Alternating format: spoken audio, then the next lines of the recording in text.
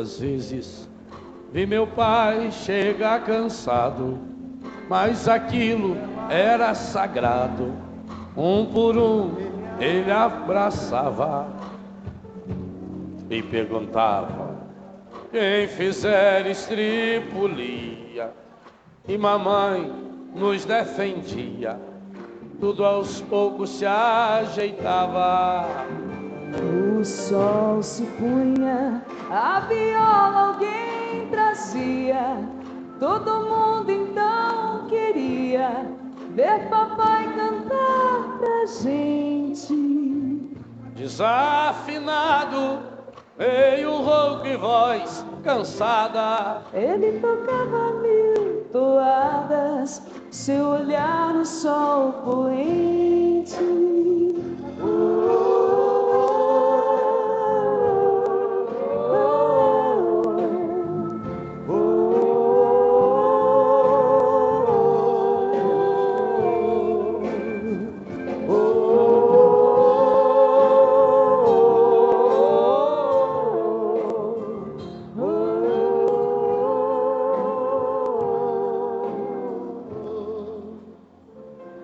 Correu o tempo e hoje eu vejo a maravilha de se ter uma família quando tantos não a têm. Agora falam do desquite ou do divórcio. O amor virou consórcio, compromisso de ninguém. Há tantos filhos que bem mais do que um palácio gostariam de um abraço e do carinho entre seus pais. Se os pais se amassem, o divórcio não viria. Chamam isso de utopia. Eu a isso chamo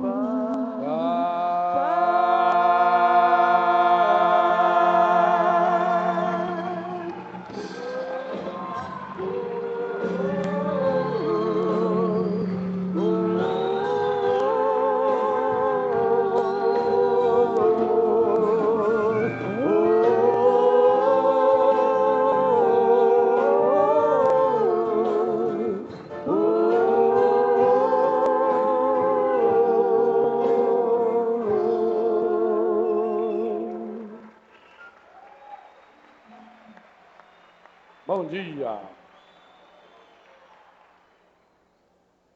Penso que foi muita inspiração de Deus, aquilo que Ele colocou no coração de Nelsinho e aquilo que Ele colocou também no meu coração para partilhar com vocês nessa manhã. Os textos que eu selecionei mostram uma necessidade fundamental nossa para que aconteça a cura interior. Isso que Nelsinho falava, num plano muito humano, muito próximo, nós precisamos agora jogar para a nossa vida de intimidade com Deus. Se Jesus é aquele que nos diz categoricamente como uma palavra rema para nós, uma palavra que cada um de nós precisa se apossar nesse acampamento. Eu vim para que todos tenham vida. Eu acho que hoje Jesus até mudaria um pouquinho a palavra. Ele iria dizer para mim e para você: eu vim para que você tenha vida e tenha uma vida em abundância e tenha uma vida que valha a pena. E não essa vidinha que você anda vivendo por aí. Mas o próprio Jesus, que veio para dar essa vida, Ele nos ensina que essa vida é conquista. E que nesse processo de conquista, a cura interior precisa ser uma alavanca de modo especial. E o Salmo 136 falava exatamente isso. Naqueles momentos de tribulação, de dificuldade, de sofrimento e de dor. O que fazer nessas horas? Se a cura interior não pode ser compreendida como aquela oraçãozinha fraca, já falei dessas orações de correntinha, de achar papel. Cada vez que você achar um papelzinho desse assim na igreja, faça quantas cópias, não sei o que tem, manda publicar, amassa e joga fora. Isso é superstição. Não tem nada de oração. Quer aprender a rezar com Jesus? Gostaria de aprender a rezar com Jesus? Gostaria de aprender a rezar como Jesus? Então abra sua Bíblia em Mateus, é Novo Testamento, é depois do Gênesis. Mateus capítulo 26. O capítulo é sempre um número maior. Tem número grandão. Mateus capítulo 26. Aumenta a 10 e acha o versículo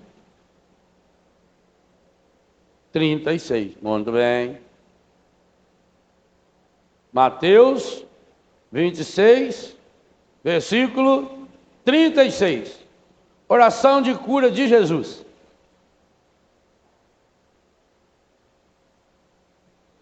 Qual é o título? Daí a gente já dá de conseguir pegar um pouco o nível dessa oração. Porque nós não podemos pensar que Jesus não tenha passado pelas consequências do pecado. Ele passou. Ele não teve pecado, mas assumiu em si as consequências do meio do seu pecado. Para a gente chegar à alegria que nós queremos, que nós começamos o dia de hoje na alegria e queremos terminá-lo na alegria, e a segunda pregação eu vou falar a partir disso, nós precisamos passar por esse processo de Jesus. Retirou-se Jesus com eles para um lugar chamado Getsemane e disse-lhes, eles aqui são quem? Os apóstolos. Discípulos não, são os apóstolos. Os discípulos é um grupo de 72. Os apóstolos é um grupo de 12. Então Jesus e os 12 apóstolos. Retirou-se Jesus com eles para um lugar chamado Getsemane e disse-lhes, assentai-vos aqui, enquanto eu vou ali orar. Tomando consigo Pedro e os 2 filhos de Zebedeu. Quem são esses 2? Tiago e João. Então ele levou, Jesus foi com os 12 apóstolos, mandou eles ficarem ali, e disse, vou ali rezar. E levou com ele Pedro, Tiago e João. Começou a entristecer-se. Jesus ficou triste. Eu falava ontem que a cura interior não é um processo de nos transformar em seguidores de Buda, em pessoas que não sentem nada, em vacina. Não. Começou a entristecer-se. Mais do que isso. E a angustiar-se.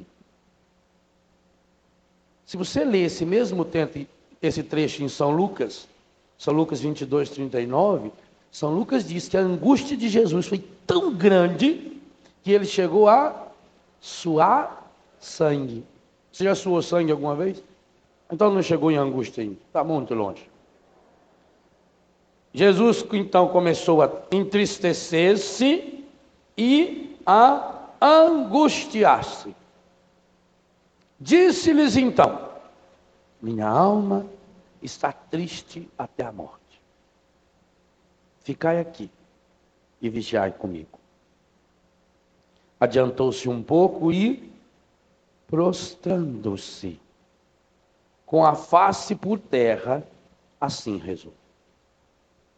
Gente, cada atitude de Jesus aqui é fundamental na nossa trilha da cura. Jesus retirou-se. Já retirou com o grupo. Depois, se afastou um pouco mais com 3. Pediu ajuda para eles. Não pediu ajuda? Ficai aqui, vigiai comigo. Adiantou-se um pouco, prostrando-se com a face por terra. Assim rezou, meu Pai, se é possível, afasta de mim esse cálice. Todavia, não se faça o que eu quero, mas sim o que tu queres. Foi ter então com os discípulos e os encontrou dormindo. E disse a Pedro: então não pudestes vigiar 1 hora comigo? Vigiai e orai, para que não entreis em tentação. O espírito está pronto, mas a carne é fraca. Afastou-se pela 2ª vez e orou dizendo: meu Pai, se não é possível que este cálice passe sem que eu o beba, faça-se a tua vontade. Voltou ainda e os encontrou novamente dormindo, porque seus olhos estavam pesados. Deixou-os e foi orar pela 3ª vez, dizendo as mesmas palavras. Voltou então para os seus discípulos e disse-lhes: dormi agora e repousai. Chegou a hora. O Filho do Homem vai ser entregue nas mãos dos pecadores. Levantai-vos e vamos. Aquele que me trai está perto daqui. Palavra da salvação.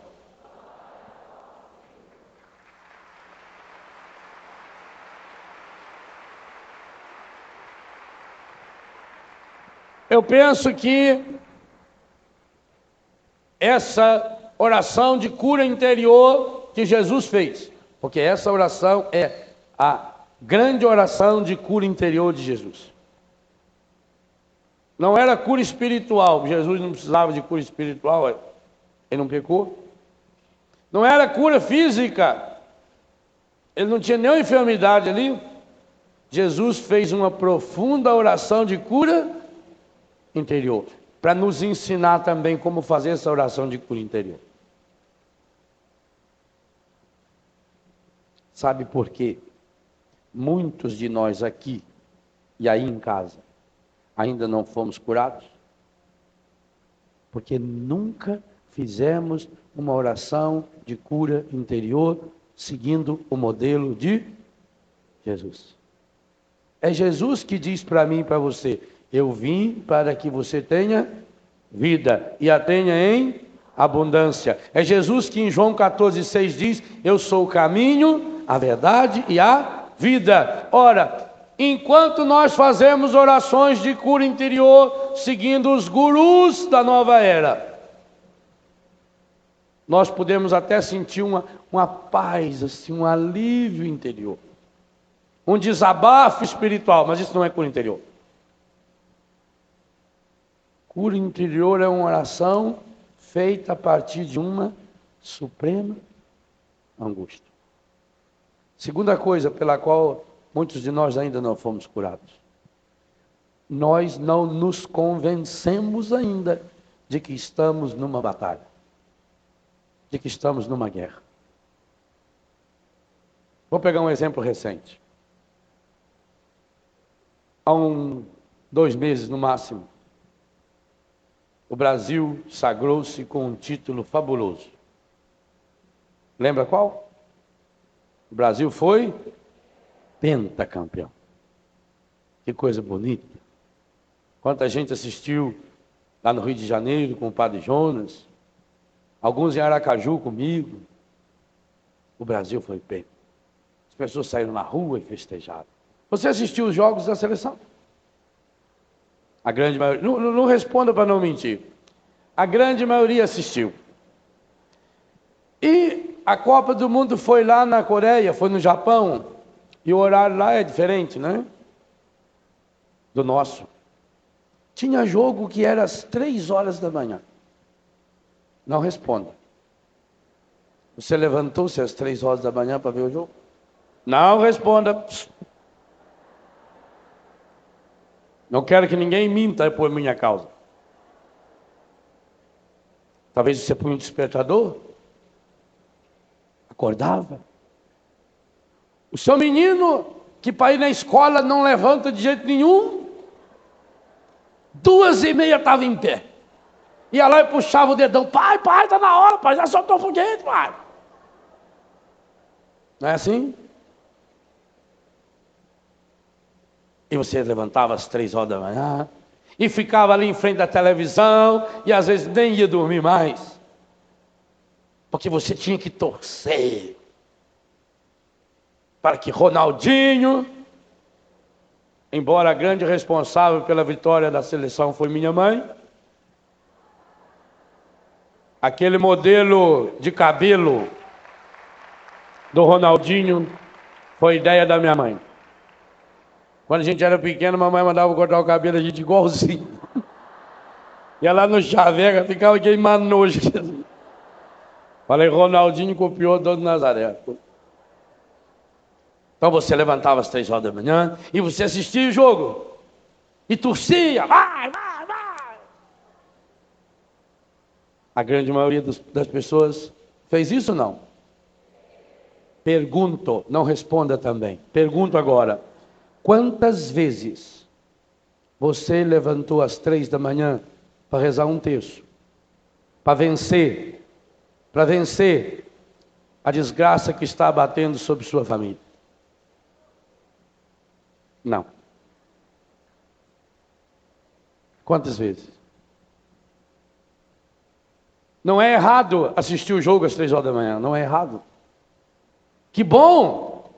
E eu gostei muito da vitória da seleção brasileira, até porque até o presidente da República deu palpite, dizendo que tinha que levar o fulano e o ciclano. E o Filipão foi macho o suficiente para não levar e ganhar a Copa. Eu achei ótimo. Mas isso tem que ser jogado agora na minha vida espiritual.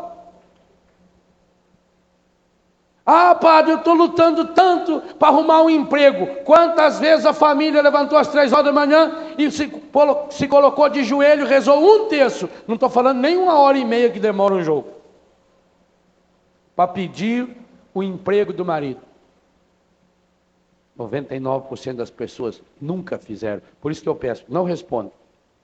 Não levante sua mão, não. Fique pensando. Se você fez isso, louve a Deus. Quantas vezes levantou às 3 horas da manhã e ficou 1 ou 2 horas em oração para libertar um filho das drogas? Eu tenho filho que foi levado para a minha casa e está lá há 7 meses, 8 meses, 1 ano e a família nunca mandou uma carta. Quantas vezes levantou às 3 horas da manhã para rezar pelo seu marido para se libertar do alcoolismo, ou da prostituição, ou da violência, ou do adultério? Ah, eu rezo muito. O quanto que é esse muito que você reza? Quanto? Segunda coisa, quantas vezes até hoje você se prostrou com a cara no chão?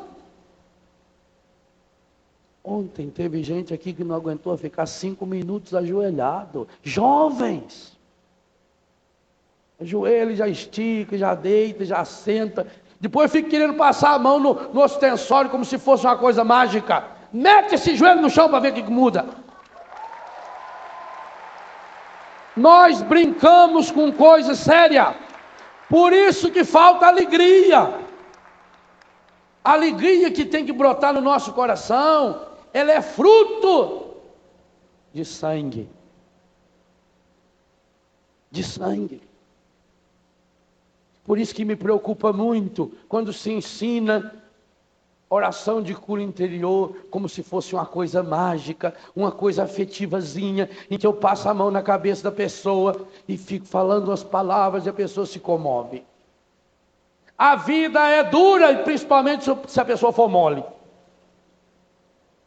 Ora, se Jesus, o Filho de Deus, aquele que veio para nos dar a vida, que tem palavras de vida, que nos dá o pão da vida, que é o único que pode nos levar para a vida eterna. Se Jesus sentiu tristeza profunda, uma tristeza tão grande que se transformou numa angústia suprema, que chegou a suar sangue. Aqui nunca nenhum de nós suou sangue. Porque só quem falou que ele suou sangue foi Lucas, porque Lucas era médico e sabia muito bem que quando uma pessoa chega a suar sangue, é porque essa angústia, essa tristeza, ela já passou para o seu corpo. A tristeza espiritual, a tristeza interior se traduz numa tristeza física. O corpo somatiza essa tristeza. Jesus se retirou. Nós não nos retiramos. Nós não nos afastamos. Nós vivemos num barulho danado, numa agitação, numa correria. Faz uma rezinha mágica. Reza, quem sabe, 15 minutos por dia e acha que rezou muito. Vai uma vez por semana na missa e acha que Deus está devendo obrigação. Faz uma novena lá daqui, uma rezinha desse tamanho. Reza 9 dias seguidos, de qualquer jeito. No intervalo da novela, reza aquilo lá, olhando para a televisão e acha, e cobra de Deus. Chega dessa espiritualidade de lixo. Enquanto vivemos essa espiritualidade de lixo, da superficialidade, nós não chegaremos a mergulhar na cura que o Senhor quer fazer. A cura interior não é opcional, não. Jesus veio para curar-nos interiormente, porque sem a cura interior não tem salvação. O ministério da cura interior em Jesus é um ministério salvífico, porque ele não é curandeiro, ele é salvador. Agora nós queremos um Cristo curandeiro, um Cristo que não me compromete, um Cristo que me ensine uma oraçãozinha mole. Jesus se retirou com os 12. Grupo. A coisa que o encardido mais está trabalhando para destruir na igreja são os grupos de oração. E triste, está conseguindo. Quantos grupos de oração morreram?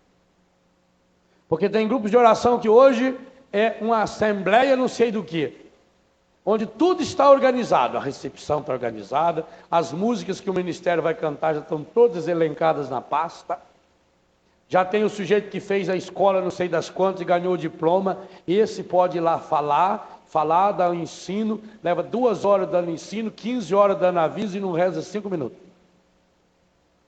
E o que tem que acontecer nos nossos grupos é um pôr na mão no outro e rezar, interceder pelas pessoas. Enquanto não fizermos isso, os grupos vão caindo. E a gente tem que deixar de viver na lorota. Onde estão os grandes cenáculos que se realizavam? É muito fácil eu colocar a culpa nos outros. Eu dizia, aliás, talvez foi por isso que nunca mais me convidaram para pregar no Congresso Nacional da Renovação. Porque a única vez que me convidaram para pregar na Basílica de Aparecida, eu falei na frente dos senhores bispos, senhores padres e não sei quantas mil pessoas que estavam lá. Dizendo, a única coisa que pode atrapalhar e estragar a renovação carismática católica somos nós, quando deixarmos tomar pelo espírito de liderança e não de servo. Porque a palavra líder não aparece na Bíblia. E é isso que está acontecendo. É isso. Tem gente que hoje tem tanto cargo, ele que pertence a tanta secretaria, que ele não tem tempo de fazer uma oração. Ele tem que organizar as pastas das secretarias dele, tudo. Jesus está nos dando um ensino concreto de cura interior. Retire-se com o grupo. É preciso que eu tenha um grupo. E dentro desse grupo, aí é uma sabedoria espetacular. Jesus tinha o grupo dos 12 apóstolos. Ele tinha os 72 discípulos, com os quais ele rezava. Mas ele tinha o grupo dos 12 apóstolos, que era para fazer a oração mais íntima. Foi para eles que Jesus ensinou o Pai Nosso. Foi com eles que Jesus partiu o pão e instituiu a Eucaristia. Foi com eles que Jesus instituiu o sacramento da reconciliação. Acabamos de receber um abraço de um sucessor deles, Dom Alberto. Os bispos são sucessores dos apóstolos. Mas entre aquele grupo, o grupo que Jesus rezava, o grupo que rezava com Jesus, Jesus tinha o seu grupinho de cura interior. E esse grupinho tem nome. Era formado por Pedro, Tiago e João. Sabe o que me impressiona? os 3 piores. Em matéria de relacionamento, os únicos 3 que a Bíblia conta que tinha defeito de relacionamento. E aliás, para completar o quadro, a conclusão da oração é Jesus dizendo que está chegando o quarto. Qual é esse quarto que estava chegando ali? Judas. Ele está bem de oração. Jesus tinha o seu grupo, e dentro daquele grupo ele tinha os 3 que eram os seus verdadeiros amigos. Quem diz que tem muitos amigos não tem nenhum. Amigo, você tem que ter pouco. Talvez contar no dedo de uma mão. Mas é esse amigo diante do qual eu posso rasgar meu coração. Meu irmão, minha irmã, aquilo que nós falávamos ontem das máscaras, as piores máscaras que existem são as máscaras espirituais, que criam corações mascarados, e corações mascarados em pouquíssimo tempo tornam-se corações empedernidos, corações de pedras, corações feridos e machucados, e aí a ferida lá de dentro não sai. Nós precisamos de pessoas diante das quais nós podemos rasgar o coração. Isso eu preciso na família, eu preciso na comunidade, eu preciso na igreja. Não acontece cura interior sem intimidade profunda. Amigo é aquele diante do qual eu posso rasgar meu coração, mostrar a minha fraqueza. Cronologicamente falando, essa experiência de oração de cura interior de Jesus aconteceu na semana da sua morte. Muito provavelmente na quarta ou na quinta-feira santa. Gente, que preparação o homem que vai salvar a humanidade. Como é que esse homem, que ia assumir a missão de ser salvador do mundo, e que ia convidar os discípulos a pregar o seu nome como Senhor e Salvador, inclusive entre os discípulos, aquele que ia assumir, apóstolo portanto, a missão de seu sucessor, Pedro, o primeiro Papa. Que coisa estupenda! Jesus não tem máscara no seu coração, nem diante daquele que será o primeiro Papa. É por isso que depois Jesus vai poder fazer oração de cura interior na cruz. Pai, perdoa, eles não sabem o que fazem. E é por isso que depois de ressuscitado vai poder vir fazer oração de cura interior no coração de Pedro. Jesus está nos mostrando que enquanto não entrarmos nesse processo de prostração, e a palavra prostrar eu lembrava ontem, ela tem esse duplo sentido.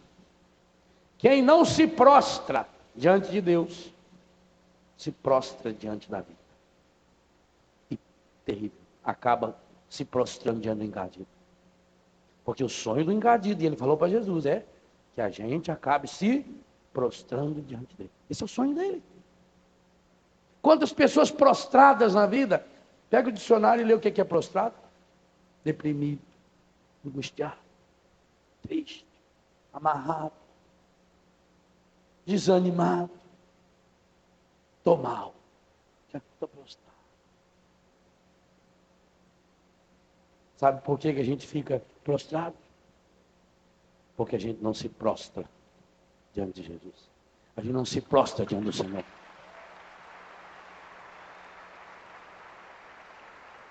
Sabe uma das coisas que mais tem chamado minha atenção?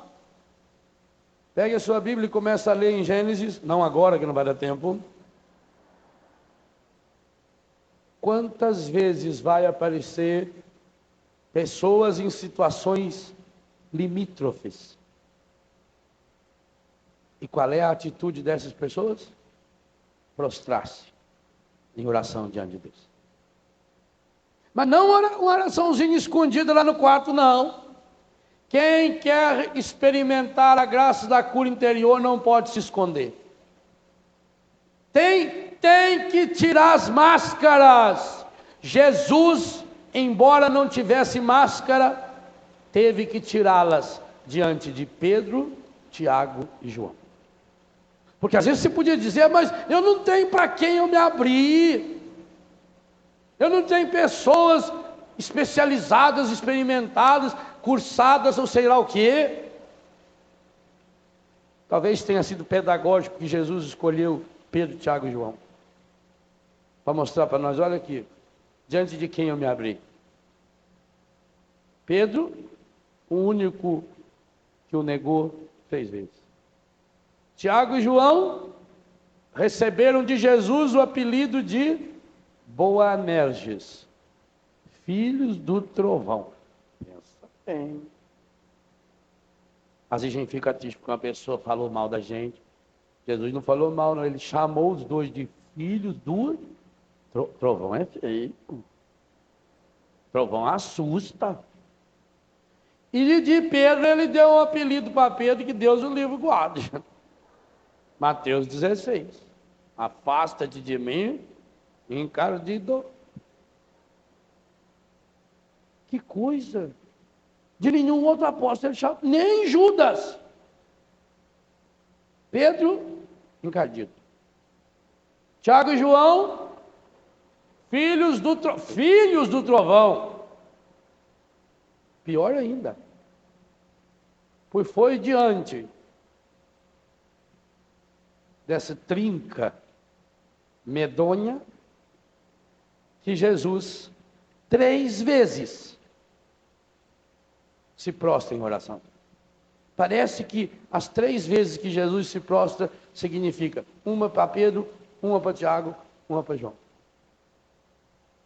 Talvez será por isso que Paulo vai escrever em Gálatas que as colunas da igreja é Pedro, Tiago e João.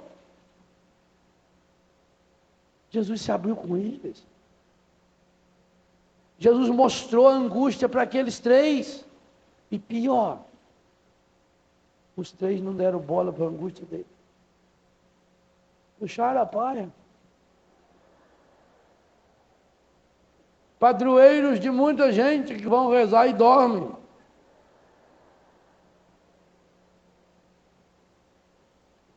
A primeira vez que Jesus se prostrou, ele ficou quanto tempo? 1 hora. 1 hora. Tenta ficar 1 hora prostrado, com a cara enfiada na terra. Já começa a incomodar. Foi igual do joelho ontem. Virando-se um pouquinho, vira para lá, vira para cá, estica. Logo senta, deita.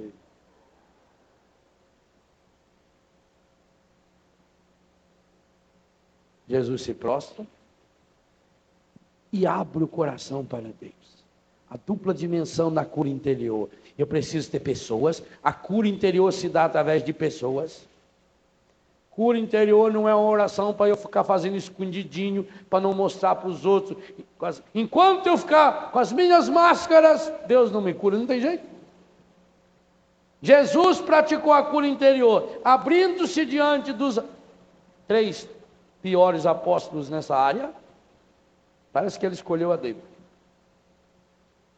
Chorou diante deles. Desmoronou. Essa palavra cabe muito bem a esse texto. Caiu, desmoronou. Angústia suprema. E rezou ao Pai. Abriu o coração. Arrebentou as máscaras do coração. Meu Pai, se possível, afasta de mim esse cara. Jesus não foi dando risada para a cruz, não. Jesus não tinha uma atitude fatalista, tinha que acontecer. Ah, Jesus não tinha que morrer. Não. Ele veio para salvar o mundo. E coerentemente com a sua vocação e a sua missão, por amar demais o Pai e o mundo, tendo amado os seus que estavam no mundo, amou-os até o fim. João 13, verso 1. Em consequência da coerência desse amor, é que Jesus vai até o final. E passa pela cruz. Mas a chegada da cruz teve Getsemane. Esse Jesus que quer dar a vida a mim, a você, está nos ensinando algo muito importante. Ô meu irmão, ô minha irmã, tira a máscara. Aplica aquilo que você aplica na sua vida do dia a dia para a sua vida espiritual. Se você foi capaz de levantar às 3 horas da manhã para assistir um jogo da seleção que não muda nada na sua vida, o que você ganhou com o Penta? Nada. Então, se você conseguiu fazer isso, é Deus dizendo para você, você também vai conseguir sim. Agora enfrentar uma seleção muito pior, a seleção dos traficantes, a seleção dos prostituidores, a seleção dos desempregadores, a seleção dos corruptores. Tem um monte de seleção que está sendo treinada para jogar contra você. Guga é o melhor tenista brasileiro e já foi o melhor do mundo. E por que está perdendo? Porque está machucado. Fez uma cirurgia, ele vai voltar a ser o melhor logo logo. Fez uma cirurgia, está machucado. Inclusive agora nos Estados Unidos conseguiu 2 ou 3 jogos bons, mas não foi adiante, porque está machucado. É isso que o Encardito faz comigo e com você. Você é o melhor do mundo. Você nasceu para ser a melhor pessoa do mundo, não melhor do que o outro. Você não tem que se comparar com ninguém. Você nasceu para ser melhor para o outro. Você tem que ser o melhor marido para a sua esposa, o melhor pai para os seus filhos, o melhor padre para a sua comunidade. O cristão tem que ser melhor mas ele está parando de ser melhor porque está com o coração ferido e machucado, e por isso perde para qualquer capeca que aparece na frente dele. Você está sendo derrotado. A derrota está dentro de você, não está fora. Nós estamos carregando a derrota, pois Jesus está dizendo 2 coisas fundamentais. Primeiro, você tem verdadeiros amigos? Não responde. Eu não estou falando colega, eu não estou falando conhecido, gente que me aplaude, gente que puxa o saco. Não estou falando isso. Isso é fácil. Se a pessoa precisar de você, ela vai atrás. Amizade interesseira, oh meu Deus, basta dar uma olhadinha agora em época de eleição que você vai ver. O que aparece de gente, parente. Eu não estou falando disso aí. Eu não estou falando dessa futilidade do mundo, não. Para essa futilidade do mundo, já disse nesse palco aqui, não faz muito tempo, que Deus me deu a graça de cortar 99%. Falta alguns ainda, mas vou conseguir, se Deus quiser. Quem diz tem muitos amigos, aqueles amigos de festa, só das coisas superficiais, só para fazer folia. Quantos filhos chegam para mim e contam? Ah, pai, quando eu tinha dinheiro, quando eu tinha carro, tinha sempre amigo. Na minha casa estava sempre cheio de gente, os colegas iam lá, para a gente ir para a zona, para a gente ir comprar droga. Sempre tinha amigo. A hora que eu me contaminei, a hora que eu perdi tudo, a hora que eu fui preso, não apareceu ninguém. Não tem ninguém. Eu louvo a Deus as situações difíceis que já aconteceram na minha vida, porque são essas horas que mostram para a gente quem a gente é para os outros. Porque para Deus eu já sei. Por isso nunca peça para Deus, Senhor, tira os problemas da minha vida. Não. Peça para Deus, Senhor, dá-me a graça de superar os meus problemas. Deus me deu uma imagem, e essa imagem veio evoluindo. Uma parte dessa imagem eu já falei com vocês, inclusive está no livro, Na Trilha da Cura. E outra parte Deus está me dando dessa imagem, e com certeza vai me dar muito mais. Daquele menino, que depois de uma tempestade violenta, como aquela de anteontem, de manhã, ele saiu na varanda da fazenda e gritou para o avô, vô, corre aqui!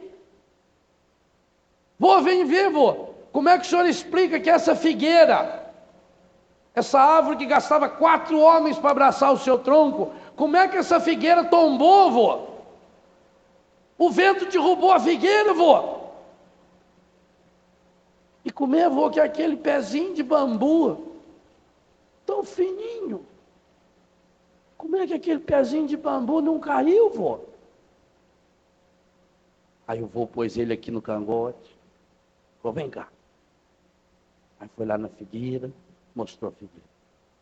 Falei, nossa, vô, ela está oca. Com o tempo, a figueira foi ficando oca. Pô, mas não parecia. É por causa da casca, filho. Tinha uma casca muito grande. A gente não via, se olhava para a figueira, ela estava lá, metidão, poderosa. Achou que era muito importante. O vento, tum. Eu falei, vô, mas o bambu também é oco. Aí o vô gostou mais ainda. Falou, então vem cá. Aí chegou lá no bambu, bambuzinho pequenininho. Falei, primeira diferença. O bambu sabe que é oco desde pequeno. Essa é a primeira coisa. Primeira coisa que o bambu ensina para mim e para você. Depois você vai na 14 de bambu ali e aprende o resto. Primeira coisa que o bambu ensina para mim e para você, desde pequeno a gente é oco. O que significa isso? Vazio para poder encher-se de Deus. Por isso que a gente foi feito oco. Por isso que a gente nasce vazio. Porque Deus quer nos encher com o seu em plenitude. A primeira coisa. O bambu sabe desde pequeno que ele é oco. Então, sabendo que é oco, que é fraco, ele toma alguns cuidados. Segunda coisa que o bambu nos ensina, a nossa vocação é o céu. O bambu é uma grama, da família das gramíneas. Enquanto as gramas comuns se alastram, o bambu, sendo uma gramínea, sobe. Porque ele tem uma meta. Todo bambu só cresce para o alto. Você também. Ou você cresce para o alto, ou a tempestade vai derrubar você. Eu tenho que ter uma meta. É no alto que está a vossa meta. Somos cidadãos do céu. Nós nascemos para lá. É lá para cima que eu tenho que olhar. O bambu está sempre olhando para o céu. Sempre buscando o alto. Sempre buscando a graça de Deus. Terceira coisa. Se ele quer crescer muito, ele tem que ter raízes profundas. Por isso, ele vai se alastrando. Tanto que um bambu cresce para cima, ele vai se alastrando na terra, ele vai enfiando, ele vai achando pedra, a raiz vai abraçando, abraça no outro tronco, ele enche. Eu tenho lá em Betânia um bambu chinês, já tem uns 3 anos que ele está plantado, está nessa alturinha. Ainda vai levar mais uns 2 anos para ele começar a crescer. Mas quando ele crescer, ele vai chegar a 20, 30 metros de altura. Ele leva 5, 6 anos só criando raízes. Terceira coisa que o bambu ensina para mim e para você. Se eu quero chegar lá no alto, eu preciso ter raízes sadias, raízes saradas, raízes curadas. E o que significa raízes? Raízes é aquilo que a gente tem escondido. A árvore, com o tempo, ela vai envelhecendo, as raízes começam a aparecer. Conosco também. As raízes são os vícios que a gente vai escondendo. Eu tenho que deixar a graça de Deus, a graça da cura, penetrar cada uma das minhas raízes. A raiz é a minha fé solidificada. A raiz é alimentada pela leitura contínua e constante da palavra de Deus. A raiz é alimentada por um grupo que me dá sustento, me fortalece. Primeira coisa que o bambu me ensina. Primeira coisa. Eu sou oco, desde pequeno. E por que eu sou oco? Para poder ser cheio de Deus. Então, quanto mais eu me esvaziar, mais cheio de Deus eu serei. Segunda coisa que o bambu me ensina, é preciso crescer para o alto. Terceira coisa que o bambu me ensina, eu preciso ter raízes profundas, raízes sólidas, raízes saradas, raízes curadas. Quarta coisa, bambu não cresce para o lado. Se eu quero ter a graça de crescer para cima, eu não posso criar galho. Bambu não cria galho. A figueira criou galho. Bambu não. Criar galho significa dispersar nossos dons, nossos talentos em coisas que não devem. Quantas pessoas se enroscam na vida porque está sempre amarrado? Está amarrado com fulano, com cicrano, com a falsa amizade. Tem que vir, eu tenho que ir lá porque, sabe como é que é, né? A vida na sociedade, eu tenho que ir, coisa nenhuma, vou se eu quiser. Uma vez a senhora lá em Brusque falou para mim, o senhor esteve na casa de fulano, não foi na minha casa. E por que eu tinha que ir na sua casa? Já não casei para isso, minha filha. Eu vou onde eu quiser. Falou, credo. A gente vai criando tanto galho, depois vive quebrando galho. A pessoa se divide, tem tanta coisa para fazer, é o tal das secretarias, né? Cria tanta secretaria, tanta galhada. Corta as galhadas. Porque quanto menos galho eu tiver, menos dolorosa será a poda. E João 15 diz que a gente será podado. Os galhos significam as coisas que a gente vai acumulando. Já percebeu quanta coisa a gente tem que a gente não precisa ter para ver? E vai se apegando.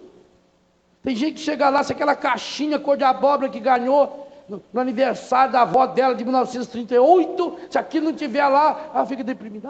Estragou a minha caixinha. Porque eu queria hoje usar aquela calça com o zip nas costas. Corta um pouco do galho. Quanto menos coisa a gente tem, melhor.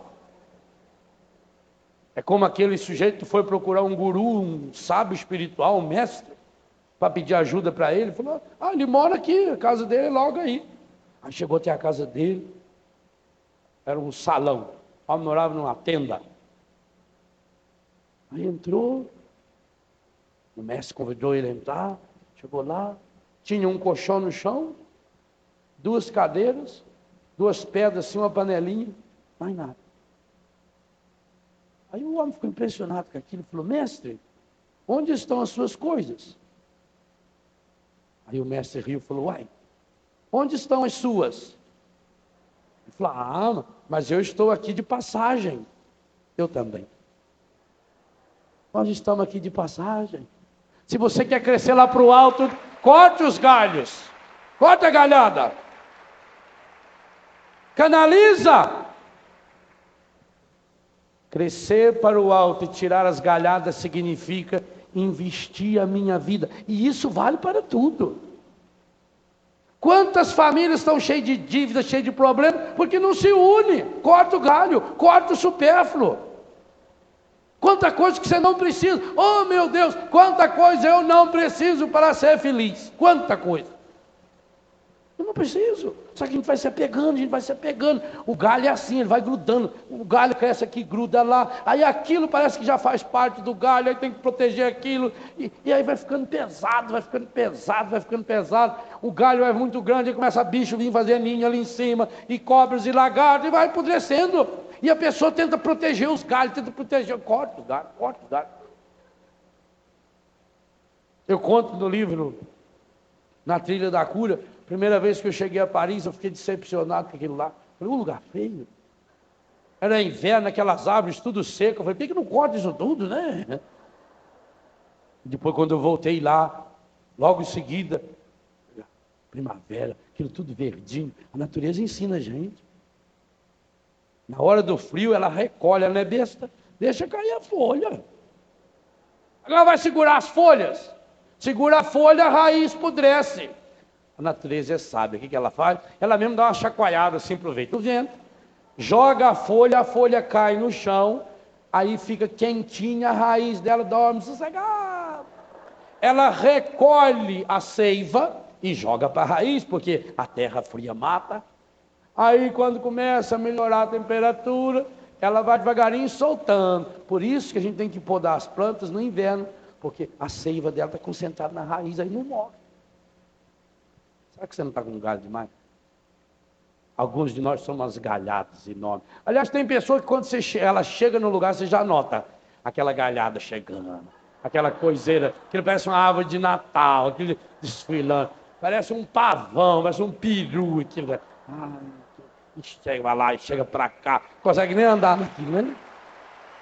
Corta! Bambu é oco desde pequeno, quer crescer para o alto, cria raízes profundas e não cria galho. 4 coisas já aprendi. Primeira, oco desde pequeno. Por que eu sou oco? Para Deus me encher com o seu Espírito Santo. Por que Maria é feliz? Porque é cheia de graça, cheia do Espírito Santo. Eu tenho que ser oco, mais cheio do Espírito Santo. Segunda coisa, minha meta está no alto. Terceira coisa, raízes profundas, sólidas, saradas. Quarta coisa, é preciso cortar o galho. Quinta coisa que o bambu me ensina: olha bem de perto para o bambu. Você já viu que ele é cheio de nozinho? Não é o nó que enfeia o bambu, é o nó que dá resistência ao bambu. Por isso que lá embaixo o nó vai juntando mais próximo assim. A parte mais velha do bambu, o nó vai ficando. Porque nó significa cada etapa que eu venço, cada problema que eu supero. Cada problema que eu supero na minha vida me torna uma pessoa mais forte, me torna uma pessoa mais resistente. Se o bambu não tivesse nó, ele seria lindo, parecia um cano de PVC, mas na primeira ventania o bicho rachava de cima e embaixo. É o nó que dá resistência ao bambu, é o nó que faz o bambu ser forte, é o nó que faz o bambu ser firme. Cada nozinho significa um problema resolvido. Cada vez que eu supero um problema, cada vez que eu supero uma dificuldade, cada vez que eu supero um desafio, cada vez que eu perdoo uma pessoa que me machucou, cada vez que eu peço perdão a alguém que eu machuquei, cada vez que eu faço um pequeno jejum, é um nozinho que vai se solidificando, e esse nozinho vai amarrando e vai dando consistência.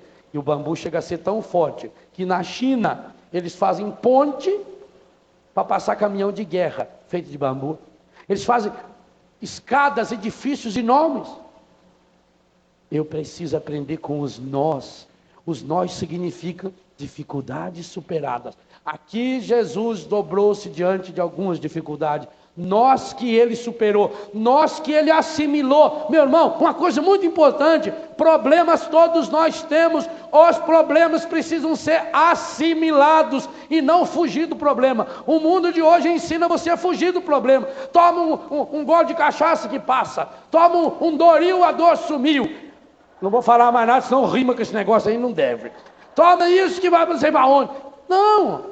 Jesus está dizendo para você: supere os problemas, vença os problemas. Eu estou aqui para mostrar como. Para você superar esses problemas, você precisa ter a humildade do bambu, de se pinchar no chão, de se enraizar no chão, e cada dia viver como um dom de Deus. Por isso que Jesus, o Deus da vida, nos ensina: o pão nosso de cada dia. Tem um problema a ser superado, supere esse problema agora. Resolva. Como que eu vou resolver? Jesus deu a pedagogia para nós. Vai para o seu grupo. Lá no seu grupo, aquelas pessoas que são amigas, 2 ou 3 pessoas. Aliás, o evangelho de hoje vai tratar dessa mesma temática.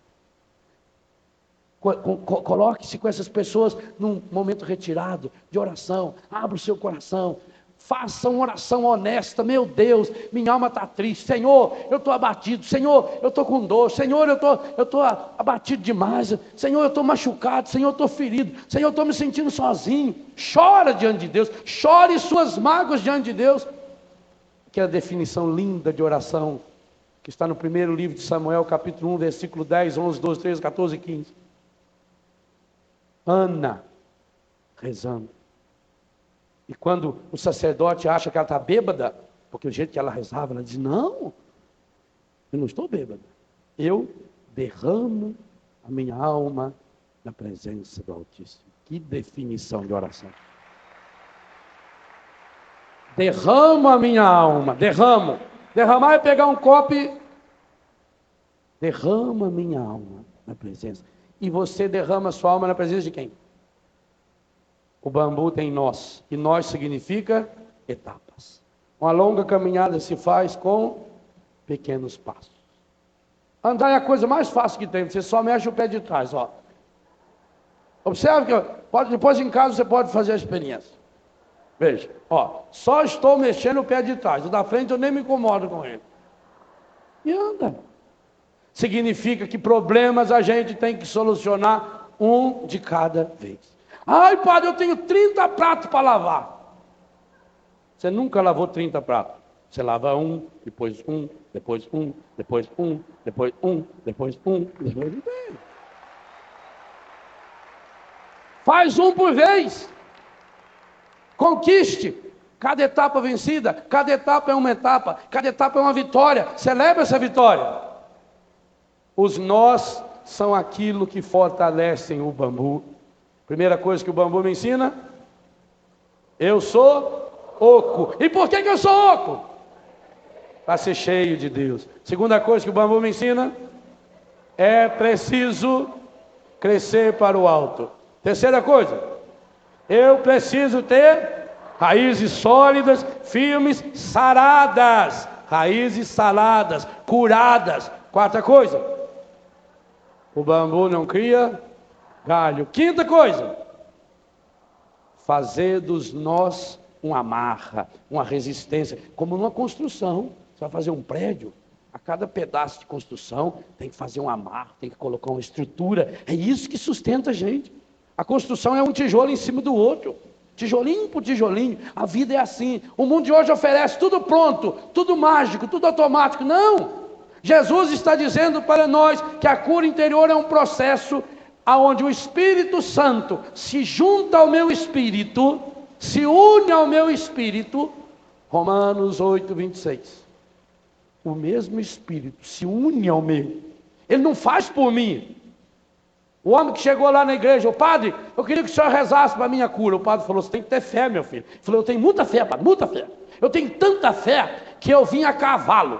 E eu deixei meu cavalo lá na porta da igreja, eu nem amarrei ele, porque eu sei que Deus está cuidando do meu cavalo. Vai amarrar o cavalo, rapaz? O senhor não acha que Deus tem coisa mais importante a fazer que ficar segurando o cavalo na porta da igreja? Ora! Amarre seu cavalo! Faça sua parte!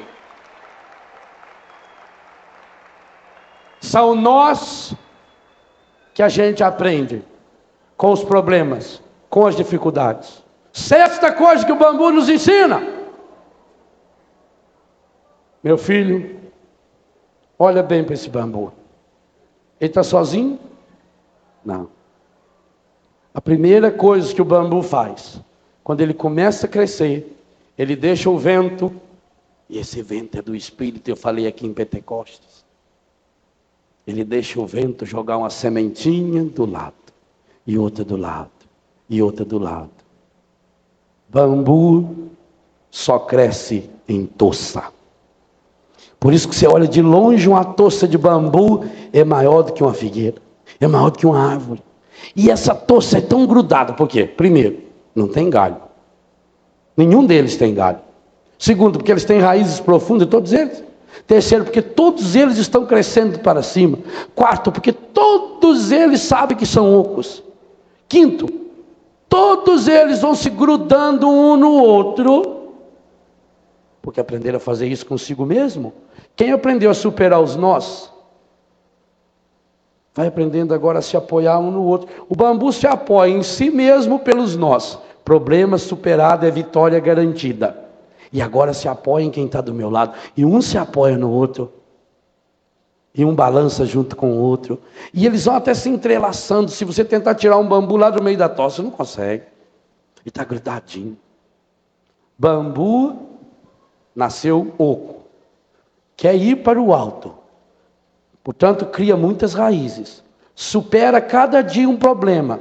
Os nozinhos que a vida vai lhe oferecendo. Cada problema superado é um nó que firma. E ele se torna forte. E ele se torna firme. Ele vai cortando os galhos. Quem não corta os galhos não consegue viver em comunidade. Por que as pessoas não conseguem viver em comunidade? Tem gente que não pode, como é que vai pôr dois pavão macho junto? Não cabe. A hora que eles abrem, é que...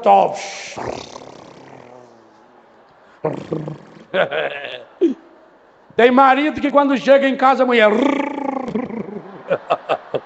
tem que ir embora, porque não cabe os dois, não cabe. A hora que a mulher chega, o marido manhã corta os galhos. A sua comunidade está sendo destruída, por quê? Porque tem galho demais, corta. O que são os galhos? São os milindres. Aí falou uma coisa, deixou eu tão triste. Padre, eu gostava tanto que a pessoa, ajudei tanto ela, tanto. Agora só vi a hora que a gente mais precisa. Como dói em gratidão. A hora que a gente mais precisa, que a gente sabe. Milindre, corta o galho. Caiu um galho. Aprenda com a lagartixa. Esse dia eu fiquei tão triste. Tinha uma lagartixa enfiada na minha janela. Eu abri a janela e fui tocar, cuidadinho. Para sair. É prender o rabo. Não é que ela soltou o rabo. Largou o rabo na ponta da minha vassoura. E saiu. E foi balançando aquele toquinho, fazendo assim para mim. Aí eu fiquei com raiva da lagartixa. Lagartixa, ó, perde o rabo e não morre. Que coisa impressionante, amigo. Eu aprendi muito com ela. O pavão é a mesma coisa. O pavão, quando chega no verão, calor, o que ele faz? Derruba aquelas penas tudo. Fica curtindo. Aí depois, quando vem o frio, ele solta de novo, que vai crescer. As árvores não fazem cair as folhas? Aprenda a perder os galhos. Galho é posição social. Quantas vezes você está triste? Ah, porque eu tinha um emprego tão bom, eu tinha uma segurança e perdi. Louvado seja Deus. Louvado seja Deus. Foi porque você perdeu aquilo que você conseguiu chegar onde chegou. Louvado seja Deus. Corta os galhos. Só não vive em toça quem tem galho demais. Porque aí o galho de um cutuca a outro, entorta a outra, machuca a outra, quebra a outra, pudrece a outra. Bambu não, os galhinhos que ele tem não é nem galho, é umas folhas um pouquinho maior, aquilo vai se entrelaçando, ele vai crescendo, crescendo, crescendo. Primeira coisa que o bambu me ensina, eu nasci oco. E por que eu nasci oco? Cheio do Espírito Santo. Segunda coisa, é preciso, terceira coisa, raízes profundas, curadas, saradas, sadias, firmes, resistentes. Quarta coisa,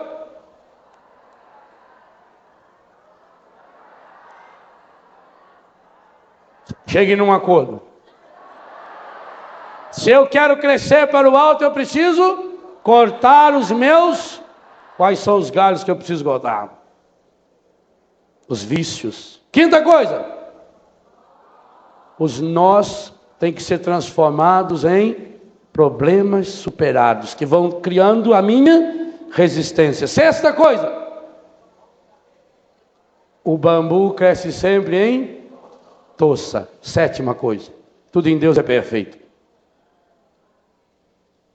O menininho desceu do cangote do avô, o avô pegou a ponta do bambu, entortou até o chão, soltou, o bambu voltou. Meu filho, aprenda com o bambu a ter a humildade de se curvar na hora da tempestade. A toça tem que se curvar, a família tem que se curvar, a comunidade tem que se curvar. Estamos numa batalha. E para nos ensinar isso, o primeiro a se curvar foi Jesus. O Getsemane A cura do meu coração passa pelo Getsemane. Meu Deus, meu Pai, se é possível, afasta de mim esse cálice. Todavia, não se faça o que eu quero, mas assim o que tu queres. Foi ter então com os discípulos e os encontrou dormindo. Então não pudesses vigiar 1 hora comigo? Mas aquilo que parecia um mal, Jesus se transformou para ele num bem. A segunda oração de Jesus, ela é diferente. O versículo 39, Jesus diz: meu Pai, se é possível, afasta de mim esse cálice. Depois que ele prostrou-se 1 hora, depois que ele viu os discípulos dormindo, depois que ele superou mais um nozinho, ele volta a rezar. E a oração dele agora é: meu Pai, se não é possível que esse cálice passe. A primeira oração de Jesus é ainda uma oração esperançosa. Meu Pai, se possível, afasta de mim esse cálice. Mas aquilo que parecia uma decepção, ao invés de se decepcionar com os discípulos, Jesus entendeu no sono dos discípulos um despertar de Deus para ele mesmo. E por isso, a partir do nó dos galhos que ele tinha acabado de cortar, ele não se decepciona. Ele muda a oração. Ele não muda as pessoas. É a minha oração que tem que mudar. Meu Pai, se não é possível que esse cálice passe sem que eu o beba, faça-se a tua vontade. A primeira oração de Jesus, ele diz: todavia não se faça o que eu quero, mas sim o que tu queres. A segunda oração de Jesus, ele saiu do querer, do desejo, e foi para a vontade. A vontade é treinada, a vontade é na garra, a vontade é na luta. Oração de cura interior é treinar a minha vontade para Deus. E com certeza, nós vamos passar muitas e muitas e muitas e muitas e muitas vezes por muitas e muitas tempestades, provocadas por nossos pecados, por nossas fraquezas, por nossas limitações, provocadas pelas situações do mundo, provocadas por injustiças que vão cometer conosco, ou que nós também vamos cometer. Mas nessa hora, é preciso ter a coragem de se curvar, de se prostrar e dizer: meu Deus, eu preciso da tua graça. Meu Deus, eu necessito da tua graça. Meu Deus, eu necessito urgentemente que o teu Espírito Santo mergulhe cada vez mais a minha vida, a minha história, na tua graça de amor, Senhor. Eu quero ser essa pessoa sarada. Dá-me a graça de aprender com o bambu. Dá-me a graça, Senhor, de crescer em toça. A toça da minha família precisa se curvar, Senhor. A toça da minha comunidade. A toça do meu grupo de oração. A toça da minha turma de trabalho. Senhor, dá-me a graça de perder os galhos, as galhadas, as coisas supérfluas, as coisas desnecessárias. Dá-me, Senhor, essa graça. Dá-me a graça, Senhor, de ser cada vez mais oco para ser cada vez mais cheio. Sim, Senhor, esvazia meu coração de tudo aquilo que não lhe pertence e que eu fui acumulando aqui dentro. Faz-me cada vez mais um homem e uma mulher vazios para o mundo e cheios da tua graça. Senhor, tu que viesses para dar-me a vida, e a vida em plenitude, a vida em abundância. Eu não estou vivendo essa vida plena. Eu estou vivendo uma vida fraca. Eu estou vivendo uma vida estragada. Mas hoje eu peço que a tua graça, Senhor, revolucione, restaure a minha vida e a minha história, Senhor. Santifique, Senhor. Purifique. Cure, Senhor, as minhas raízes. Todas as minhas raízes. Meus antepassados. As mágoas, ressentimentos que trago de meus pais. Raízes feridas por mágoas. Raízes feridas por ressentimentos. Raízes feridas por falta de perdão. Raízes feridas por problemas que não foram superados. Pai Santo, Pai querido, Pai amado, nessa manhã, eu me uno a Jesus no seu Getsemane, para suplicar que no meu Getsemane eu também possa contar com amigos, Amigos que, como os de Jesus, não eram perfeitos, tinham problemas de relacionamento, tinham temperamento estragado, mas o amigo é amigo não porque tem temperamento bom, o amigo é amigo não porque tenha qualidades, o amigo é amigo porque eu posso contar com ele, principalmente na hora da minha angústia e na hora da minha oração. Perceber, Senhor, que os amigos com os quais eu não posso rezar, eu não posso ser amigo deles, porque são amizades que me levam para o buraco, que me fazem sentir-me figueira mascarada, cheia de galho, oca. Quando a tempestade for maior, com certeza vai cair. Senhor, dá-me a graça de não desistir de crescer, de não desistir de caminhar na tua trilha, de achar a trilha dessa cura, de enfrentar essa caminhada, de superar cada dia, cada obstáculo. Eu quero, Senhor. Eu quero, eu preciso, eu necessito. Eu não quero voltar mais para os meus pecados, para os meus vícios, para as mentiras que já vivi. Eu quero fazer, Senhor, essa caminhada de vida plena contigo, Senhor. A tua trilha, de achar a trilha dessa cura, de enfrentar essa caminhada, de superar cada dia, cada obstáculo. Eu quero, Senhor. Eu quero, eu preciso, eu necessito. Eu não quero voltar mais para os meus pecados. O barco está em alto mar, não dá.